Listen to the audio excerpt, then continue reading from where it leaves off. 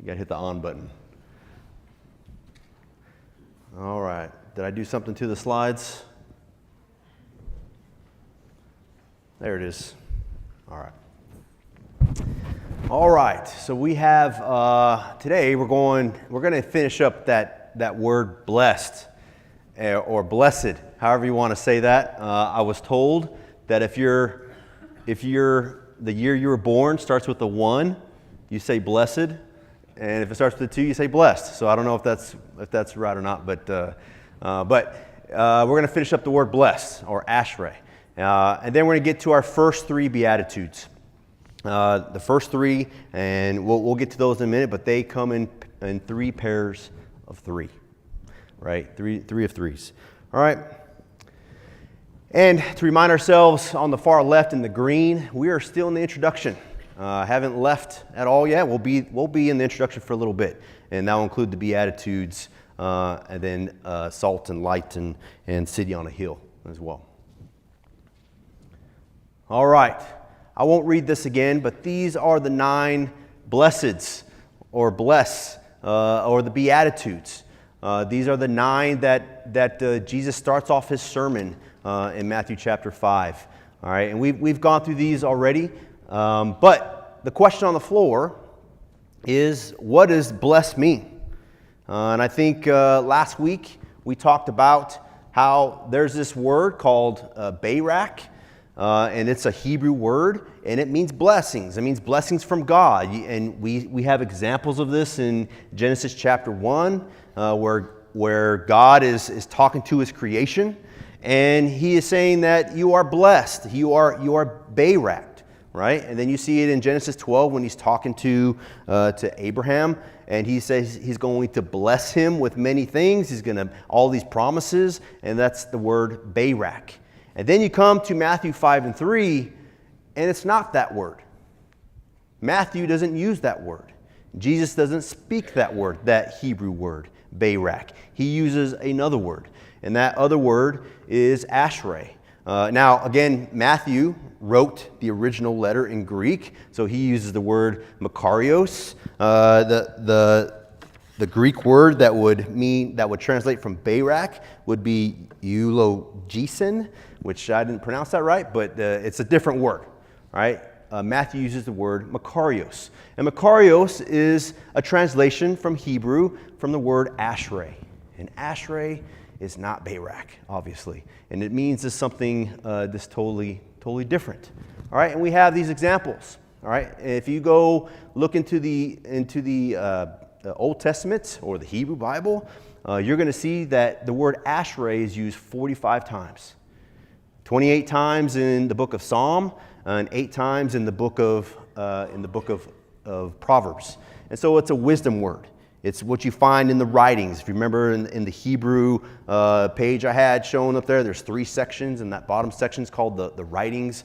And you have these wisdom words or wisdom books there. Psalms, Proverbs, Song of Solomon, and so forth.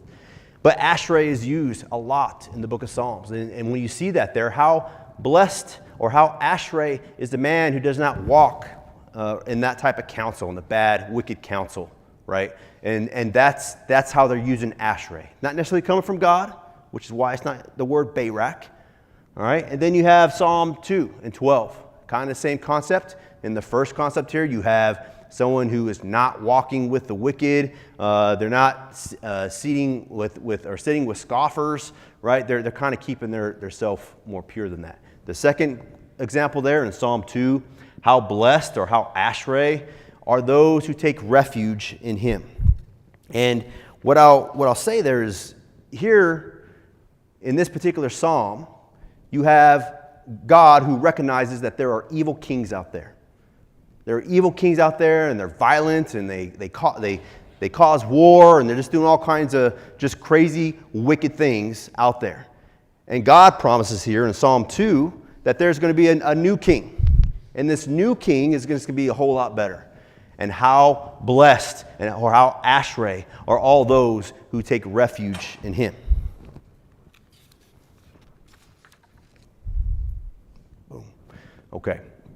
And so another example here is if you know the story of Queen Sheba, she comes to visit Solomon, and she brings her giant entourage, and she is just so impressed by what she sees. She looks around and she sees what Solomon has, and she looks at all the gold and all the silver, and everybody is just flourishing.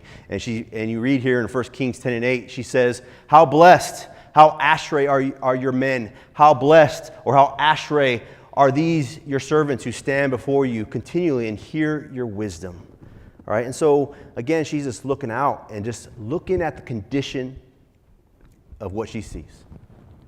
And she sees all of this flourishing. She sees just people are just happy. And she's just recognizing that from her point of view. Okay? A little side note there, when you continue on in verse 9, she uses another word. She says, Barak. How Barak be the Lord, or Barak be the Lord. Blessed be the Lord, your God, who delighted in you to set you on the throne. So just these differences in this wordplay here. And so Jesus is using these kind of this different word here in his sermon. How ashrei, how fortunate, how good. I think Kyle came up to me at the end of Sunday. He's like, "What about congratulations?" And yes, how fortunate is whoever. Right, for whatever reasons they may be. All right, so Jesus in the Sermon on the Mount, he is taking this word ashrei and he's redefining it. He's reframing this word, and again, remember who he's talking to. Who can tell me who he's talking to? Who remembers? So he's talking to, right, if we look at Matthew chapter 4, if we remember, he's talking to these poor people. He's talking to these people who are following him around, who need to be healed. They have diseases. They have demons. These are folks that don't have a lot of money. These are folks that don't have a lot of land. They don't have a lot of influence.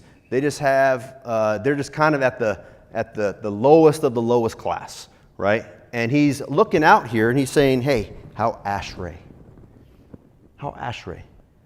are these different conditions here, right?" And so.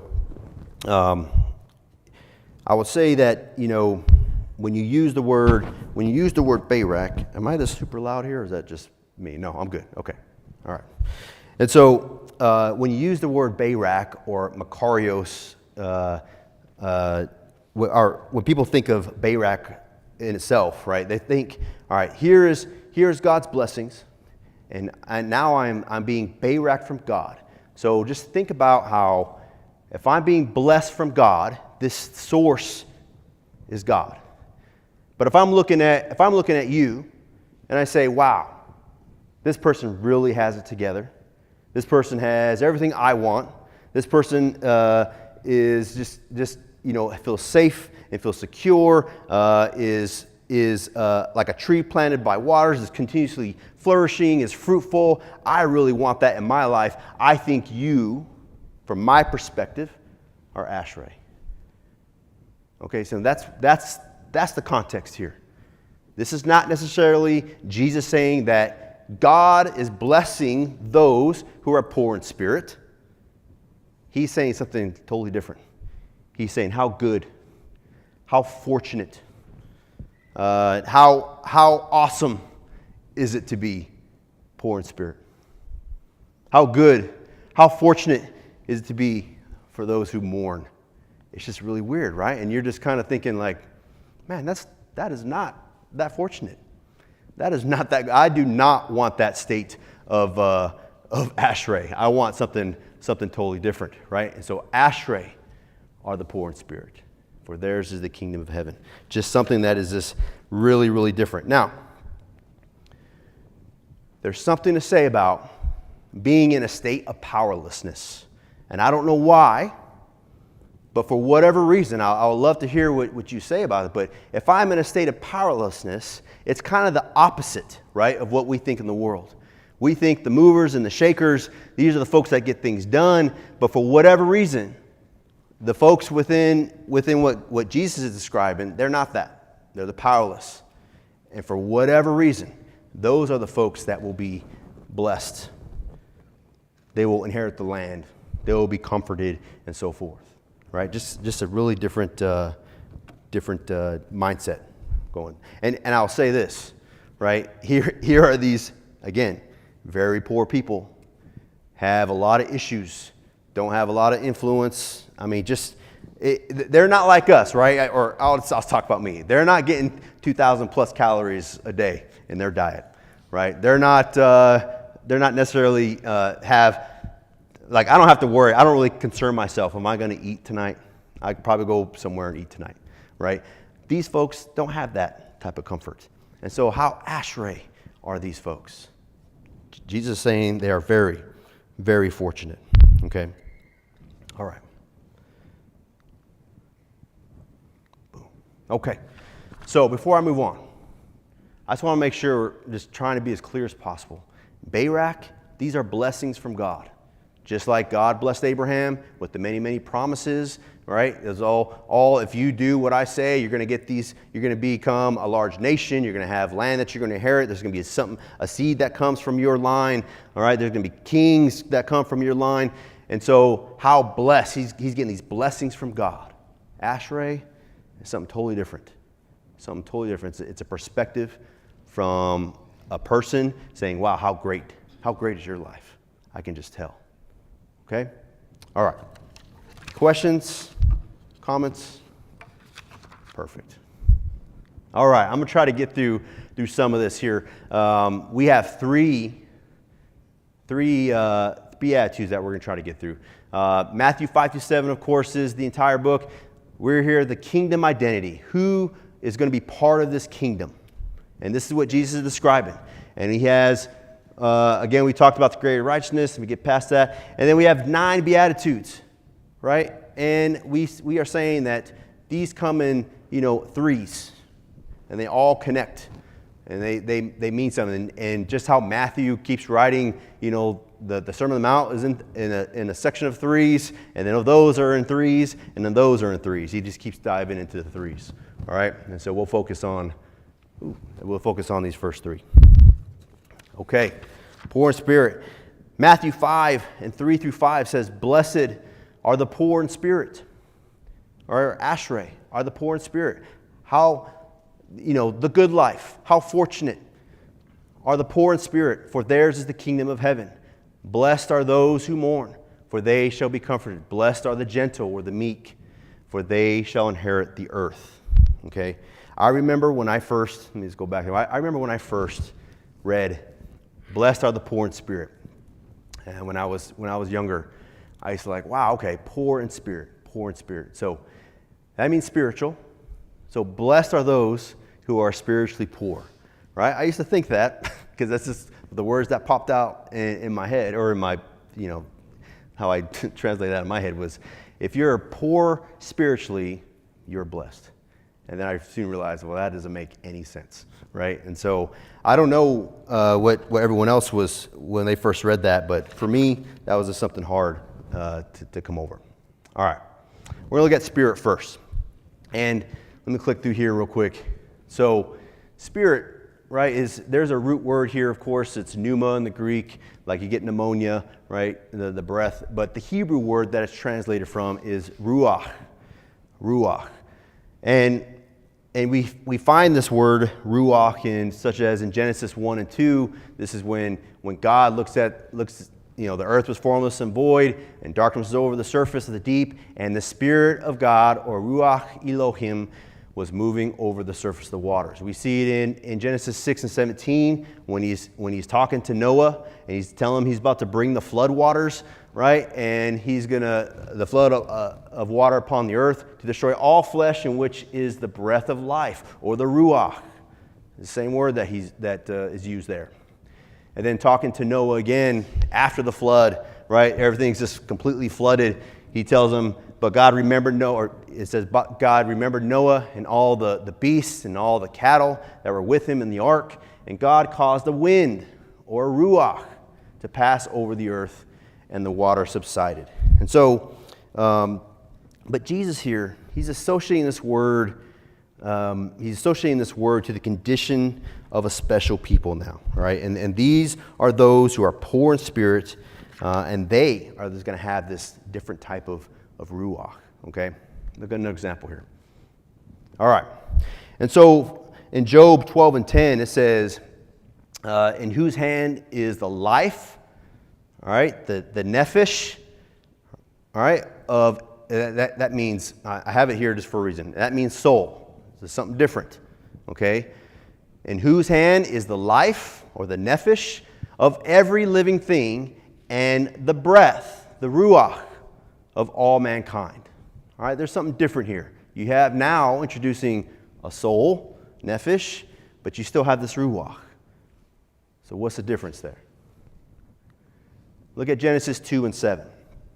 Genesis 2 and 7, again, has this nephesh and ruach words here. So then the Lord God formed man of dust from the ground and breathed into his nostrils the breath of life, ruach.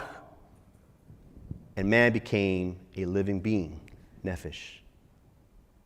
Okay, so there's some differences there.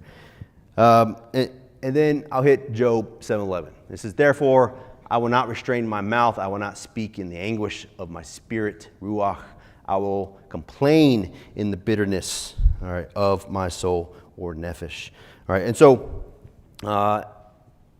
have this all here because I'm trying to get what this ruach really means. All right, it's not just me breathing in and out air, right? It's not something that is just kind of just out there. What we see here within Job, it's something that it kind of bothers his spirit. This bitterness that he this anguish, or that word kind of means squeezed, right? His spirit is now squeezed, and we know about Job, right? All the bad things that happened to him, and he doesn't know why. He's just out there just trying to figure out, why are all my possessions now gone? Why is all my children now gone? Right? And he's just sitting there and covered in boils, and he can't figure out why. And so his spirit, or his ruach, is squeezed like in a vice. Okay?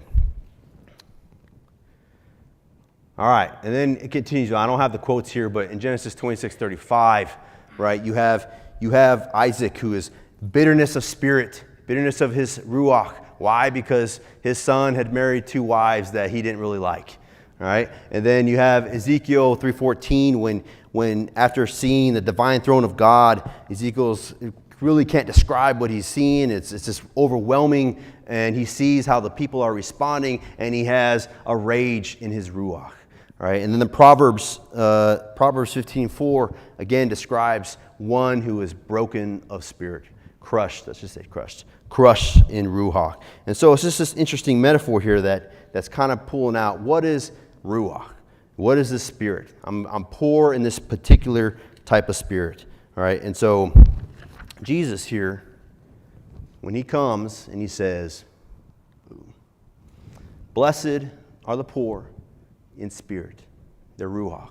And I guess I would say, hey, it's kind of like, it's what makes you up, right? Mike's kind of like your vibe, right? It's just, you have your nephesh, your soul that belongs to God, but you all of us have a ruach, and we have our own little vibe. We have our own little personality, right? And what makes us tick and all these types of things, that right there is our ruach. And that is what is breathed into us by God. And so when you see Job, his spirit, his vitality, it is just squeezed. It is stressed, right? You have Isaac there, who he's this broken spirit, right? And some people might say you're kind of depressed, but it's just a different type of ruach. Any questions on that? Did I lose you?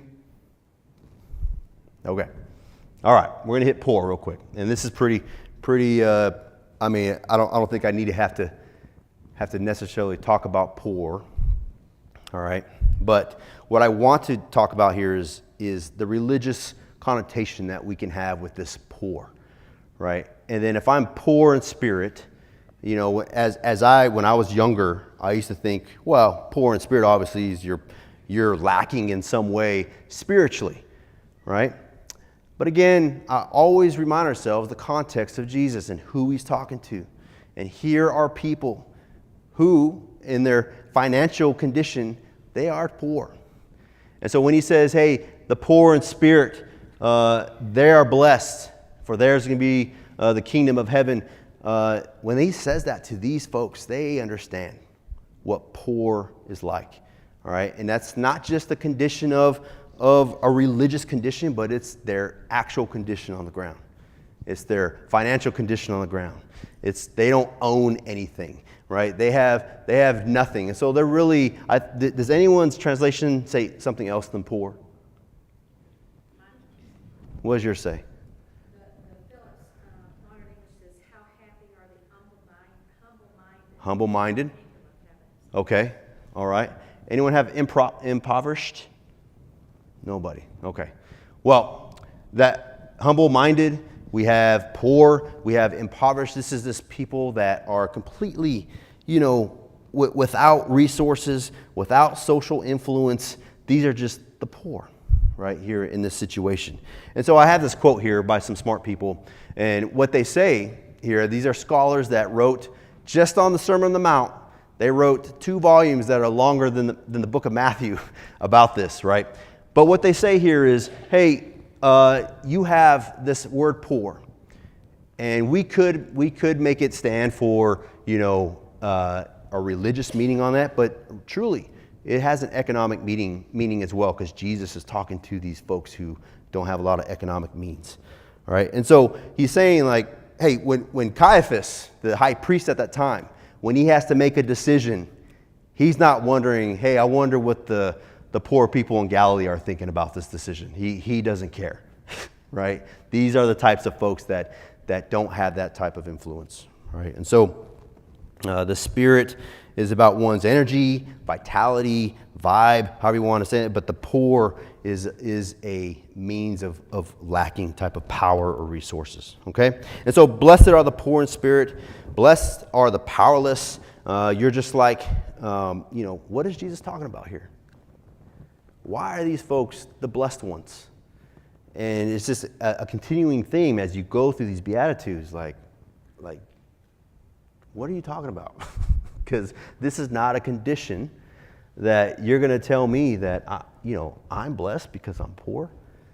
It's just a totally upside down type thought process. But Jesus is coming here and he's looking at these people, right? And he's saying, you are the privileged ones.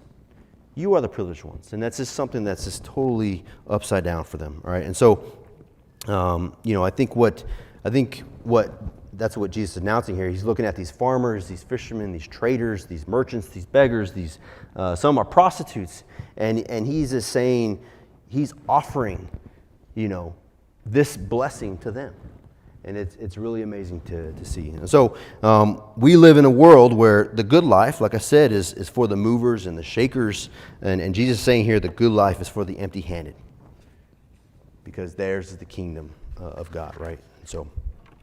Okay. Are we out of here at 35? Is that when it's 40 and 45? Okay. Just make sure. Okay. Let's move on. So blessed are those who mourn. All right. And some translations may say grieve. Right. For they shall be comforted. All right. And so, obviously I'm not going to say there's a huge difference in the Greek and the Hebrew to our English translation. I think we can all understand mourning and grief, right? But I would say that normally grief, as you see in the Bible, and especially in the Old Testament, when we read stories of folks who have grief, it's always paired with some type of comfort that's going to come a little bit later, all right? And so we're going to see that with Joseph here. And so if you remember, Jacob, gets the news from his sons, right? And his sons took Joseph's coat of many colors away. They sold him off into Egypt, right? Because they were jealous of him. And they take his coat and they dip it into some blood, and they show Jacob, and like he got attacked by some animal, right? And then what happens? Jacob tears his clothes. He puts sackcloth on, and he begins to mourn, right? And he begins to mourn. So, and it says later on, and do I have it here? It says later on that he mourned for many days. He mourned for many days, and his sons and his daughters try to come around, and tried to comfort him. And what does he say? He says no. He doesn't want to be comforted at all. All right, and so we could put a bunch of passages about, grief and then the words comfort kind of paired together, but I think that's what Jesus is drawing on here. You have this pair of, there's this grief that somehow these folks with this kingdom identity is experiencing, and then there's going to be some comfort. There's going to be some comfort. And so what does that actually mean then, to be comforted? And here again, who he's talking to, these are folks who are occupied by Romans. They are very poor. They have nothing. And so what is this person saying they're going to comfort me with? Right? He's telling me I'm blessed, but how is this person going to comfort me? And so we are shown constantly this in the Beatitudes. All right? And so here Jesus is standing on the shoulders of the prophet Isaiah. And, in this particular example, Isaiah is talking about the future of the exile is going to be over, right? And Jesus is saying, or God is saying, comfort, oh comfort my people. Well, why?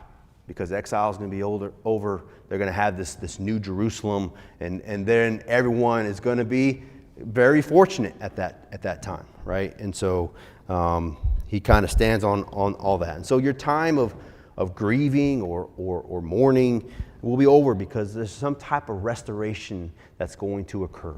And this is the Old Testament is full of that, right? These promises to the people of Israel, like, all right, you guys messed up. You guys are going to go through whatever tribulation, right, or punishment, or that you have to go through. But don't fret, because after you go through that, you're going to be comforted. And Jesus is kind of pulling all that in here. Okay.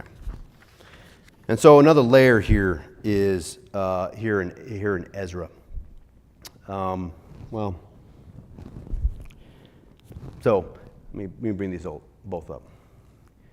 And so here you have, if you know the story of Ezra and Nehemiah, right? They are coming out of their captivity, and the people of Israel, they go back and they rebuild the city, and it takes a long time, and then when they come back, you think they will learn. After the many, after the many times, and we read through all that with Aaron and John when they talked about the, Joshua, Judges, and Ruth there, but the many times that the people of Israel would just fail over and over and over again, and then they would lose their lands, and, just the many times, and then after that. And then finally they make it back, and then what happens? Ezra is just seeing what's going on, and he's like, he's just broken spirit.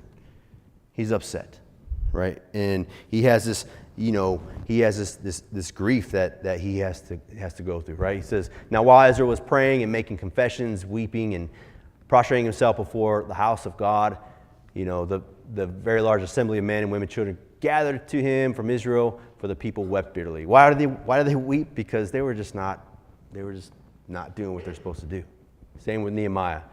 When I heard these words, I sat down and wept and mourned for days, and I was fasting and I was praying before the God of heaven, right? It's just like, man, what is happening? Well, Jesus here, when he's talking on the Sermon on the Mount, he's talking to people, looking at him, they understand this grief, because what is their condition?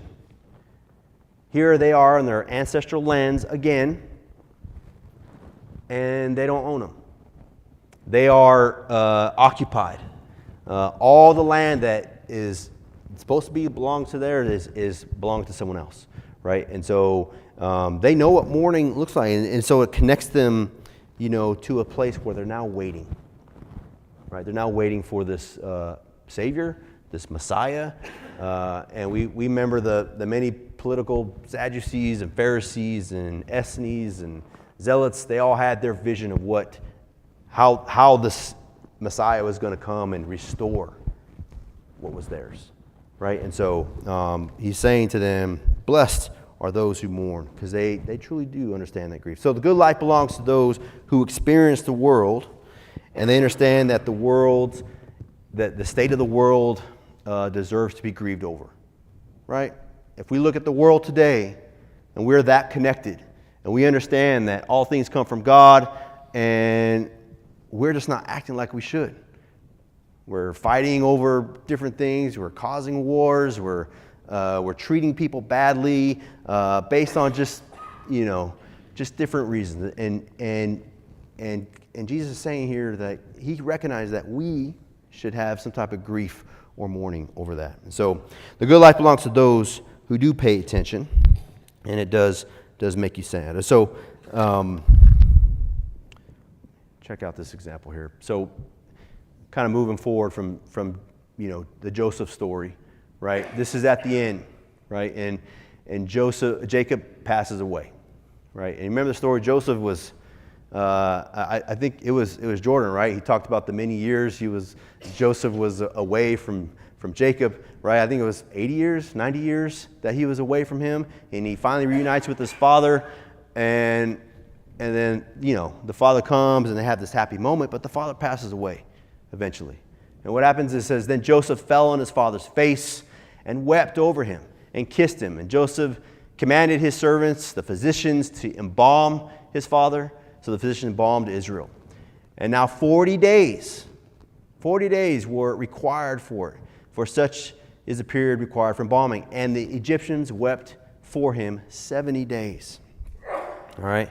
And this mourning was not just Joseph and his family, that were there. This was the Egyptians that were mourning. This was kind of like a national event that was happening here. And then if you keep reading there in verse 5, I think I have it. Yeah. Here in verse 5, you can see that Joseph goes up to Pharaoh and asks, hey, can I go take my father back to the land of Canaan, or to the land that he came from, to bury him, right? And he go ask that question, and of course Pharaoh allows him to go do that. And when they arrive there, they mourn for 7 more days. 7 more days of mourning, okay? And so you get from that story that you have these instances of mourning and grieving throughout the Hebrew Bible, and you just pick up on that. This is a lot of time. Right? And it's not a private affair. It's very, very public, right? And so they're intentionally focusing on the pain and the extended periods of time, way far longer than I'm comfortable with.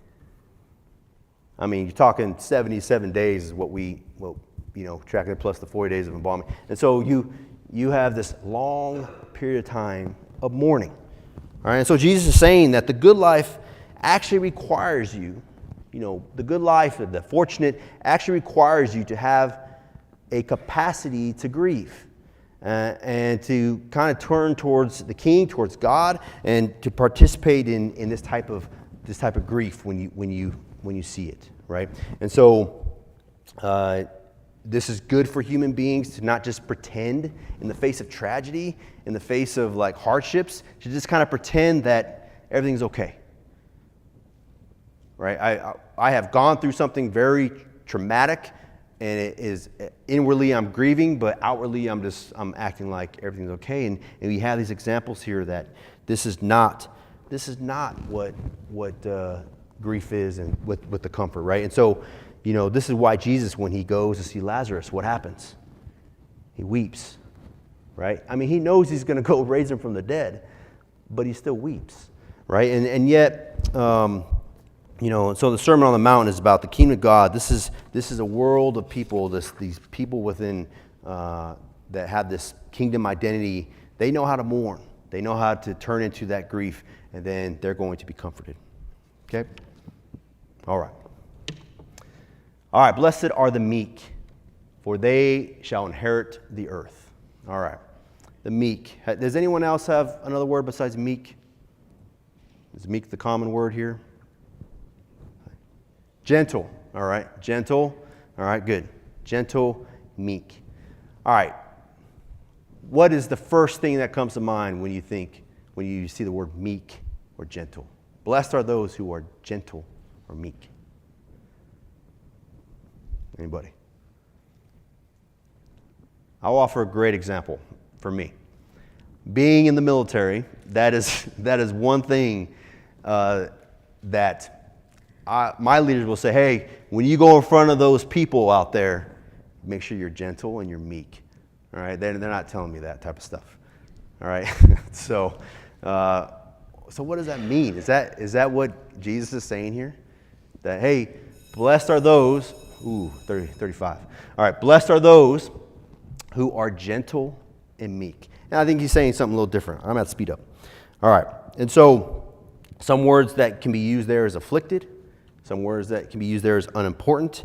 And so they will inherit the land, and that kind of transports us back into these. All right, so meek. Ooh, man. I'm just going to tell you that the word meek is translated from the word ani. That is a Hebrew word. You see it in Psalm 7, right? And it says in that last line there, to save all the ani of the earth. That's what God's going to do. He's going to save this ani. He's going to save this afflicted. He's going to save this unimportant type people. All right? And then Job, right, talks about this wicked man who just preys on those who are weaker or those who are the ani. And this wicked man, he sees a donkey and it belongs to an orphan, and he's looking at it, he's like, I want that, and he just takes it from the ani, right? He's kind of wicked. And then you have David, who calls himself ani.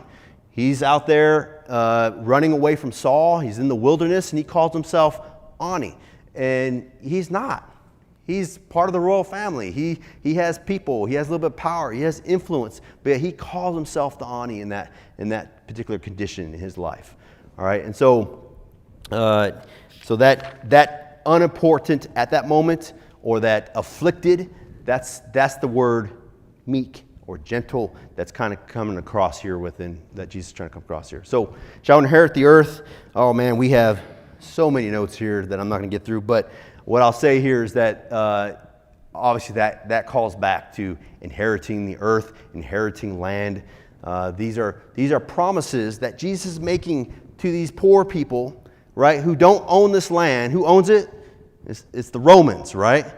And so he's making a pretty big political statement here that, hey, don't you worry, those who are meek and gentle, those who are afflicted, you are going to own this land.